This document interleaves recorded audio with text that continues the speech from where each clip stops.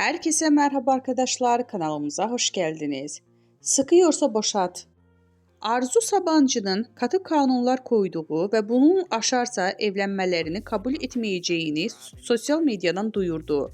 Hande Erçel müstakbel kaynanasına öyle bir cevap geldi ki, ünlü oyuncu Sabancı'nın yaparsan oğlumla evlenemezsin, evlenmiş olsam bile boşatırım diye haber yolladığı ilk kanunu önceden çiğnediği hem de ardından sosyal medyada ilan etti.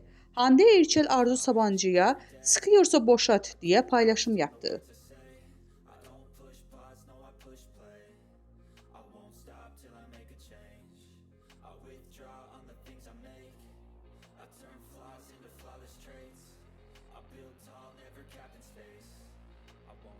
Till I hear him say